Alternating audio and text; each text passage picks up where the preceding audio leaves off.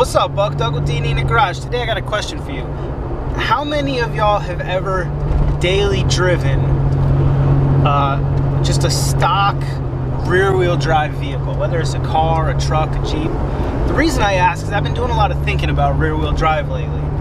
I'll give you some background to this. As you all know, I drive 90s Jeeps, WJs, XJs.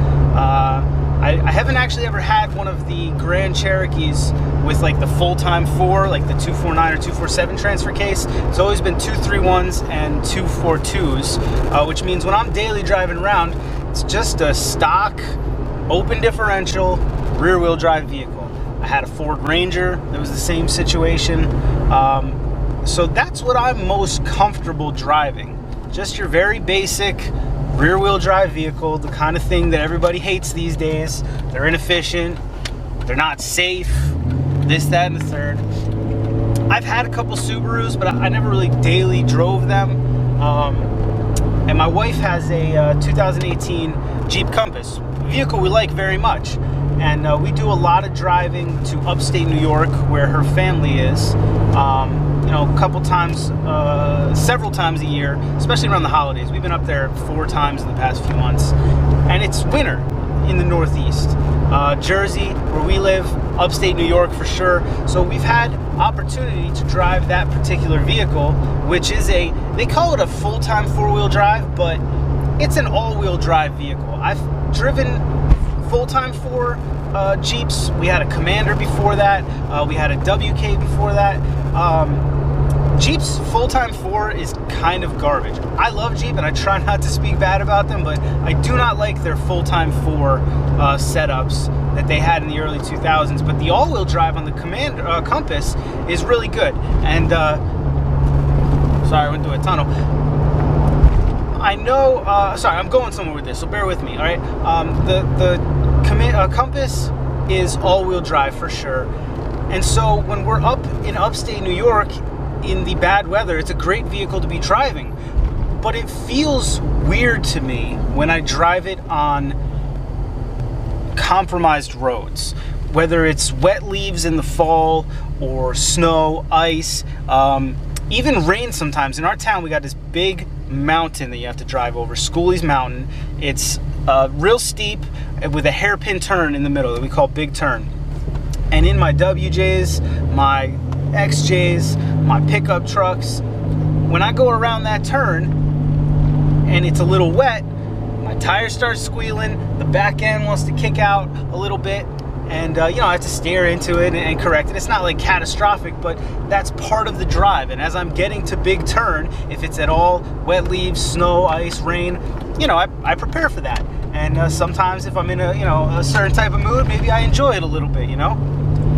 I don't get that in the new Compass. When I'm driving in upstate, and it was most shocking, I was at a stop sign in upstate.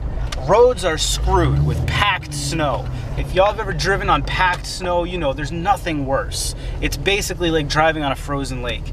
And so I am aware of this, and my experience driving rear-wheel drive vehicles, you know, tells me that I'm about to experience a situation where my tires are going to slip a little bit and my back's going to want to kick in a certain direction. But when I go to pull away from that stop sign in the Compass, it doesn't happen. And I guess I should have been happy, right? I have my 1-year-old daughter in the car. I have my wife in the car. I should be happy that I have complete control over the road, that this technological miracle of a vehicle is doing its job, keeping us safe, keeping all 4 wheels connected with the road. But I wasn't. I was disappointed and disconcerted. And the conclusion that I draw from experiences like that, we've been driving the Compass a lot more because it's a new vehicle. Why not drive that since we have it in the arsenal? But the conclusion I've come to is all-wheel drive is just soulless. I feel so connected with this Cherokee that I'm driving. I've been daily driving it for over a year now. Before this, I had an 02 WJ that I daily drove. Before that, I had a 2001 XJ that I daily drove. Before that, I had a 2000 WJ that I drove. I feel so connected with these vehicles. And this Cherokee in particular, this Cherokee has no ABS, and it certainly has no stability control. It's just me driving this thing with an open differential in the back. And it's so much fun.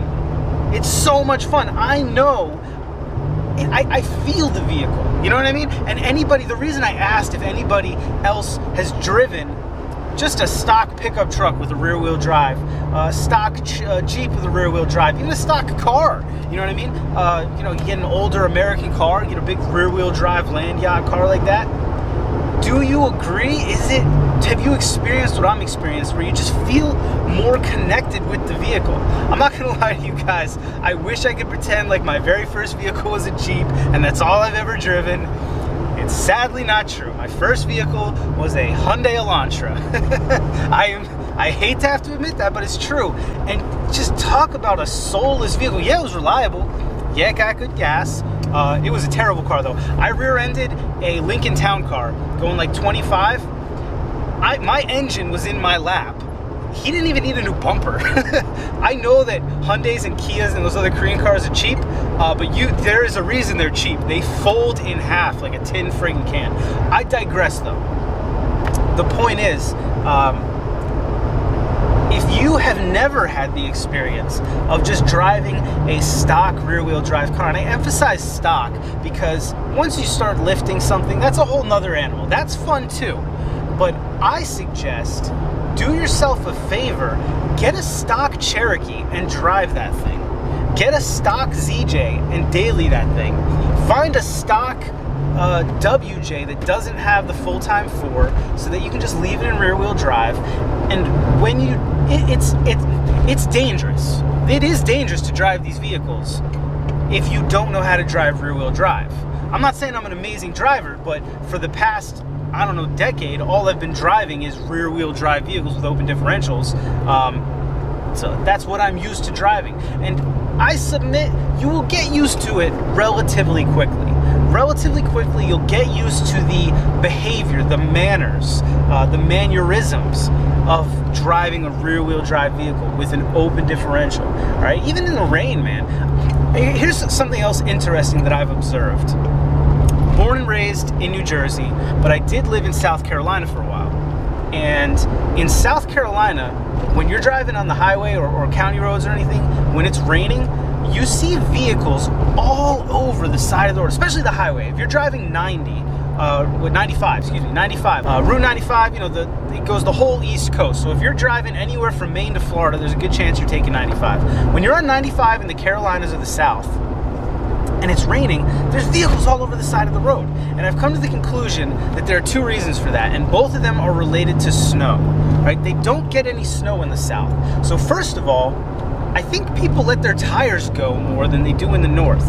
In the North, when October hits, everybody knows, whether you're a car person or not, you need to start looking at your tires to figure out, are these things, do they have enough life left that I'm gonna make it through the winter? If we get snow on Thanksgiving, am I gonna be able to make it around? That doesn't happen in the South. So you can ride those things down to the metal mesh and not necessarily be putting yourself in danger. So you got your bad tires on, and now it rains, and now your truck's off on the side of the road. And number 2, and this is gonna be a controversial statement, I'm not saying that drivers from the North are better drivers inherently, but I am saying that because 6 months out of the year, we're either dealing with wet leaves or snow or ice, perhaps drivers in the North are better suited for crazy weather. This is just a normal day in New Jersey, all right? A normal January day in New Jersey.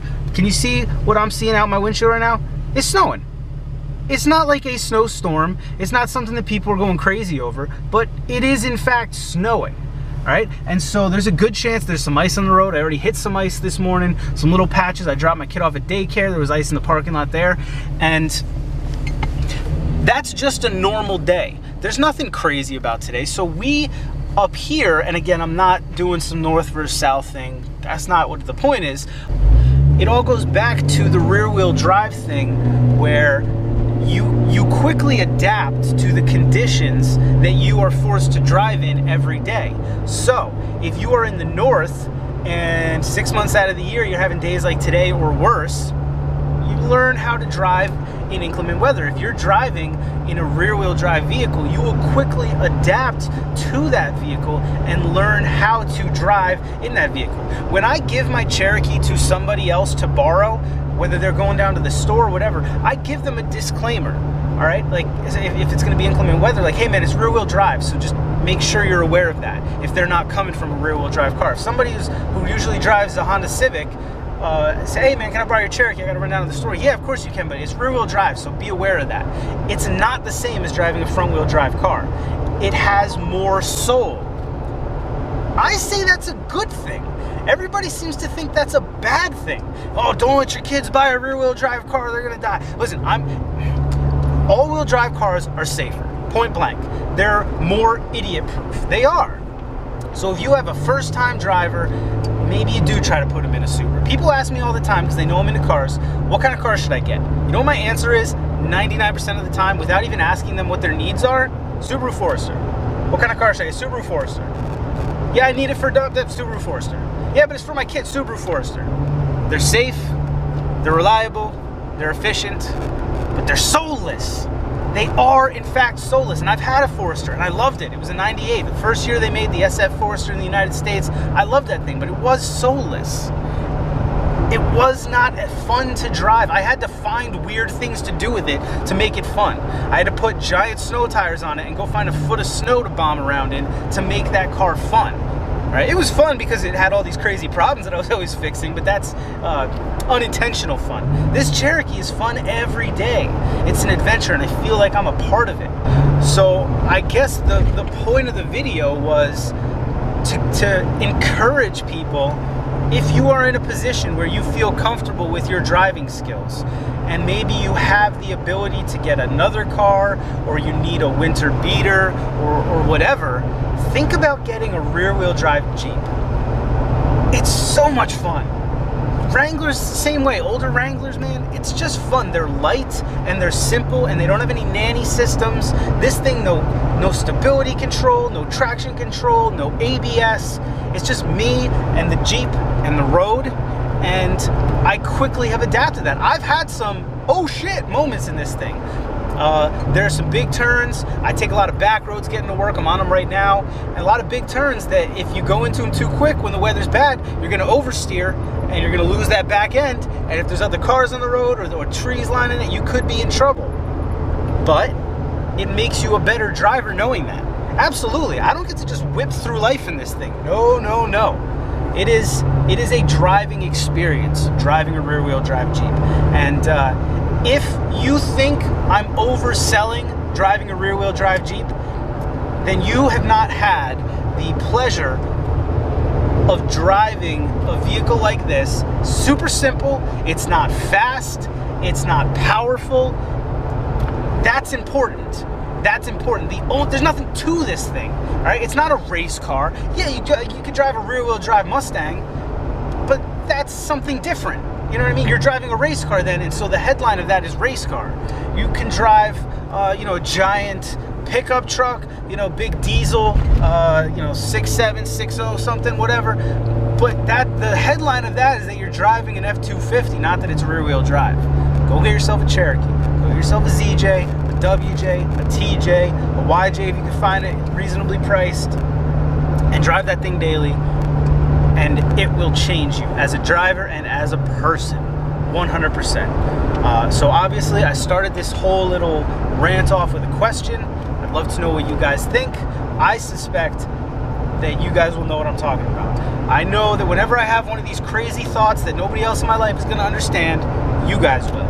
Because you guys are the same as me. You guys out there daily driving the 20-year-old ZJ and loving every minute of it. So let me know what you think down there in the squawk boxes. Let me know what your favorite rear-wheel drive vehicle has been. I'm going to tell you, I'm a WJ guy. I know I rant about this all the time. I'm pretty sure this Cherokee has been my favorite vehicle I've ever daily owned. Because there's no extra systems, no ABS, no anything. It's just rear-wheel drive, simple. I was smart enough to not lift it. I was smart enough to not modify it and cut up the bumpers. I just left it stock and I just drive it. And this thing works for me. It's paid for itself time and time again. It takes very minimal upkeep, even though it's closer to 200,000 miles than anything else. and it just friggin' works. I love it for that. All right, y'all. Thanks for watching. See you next time.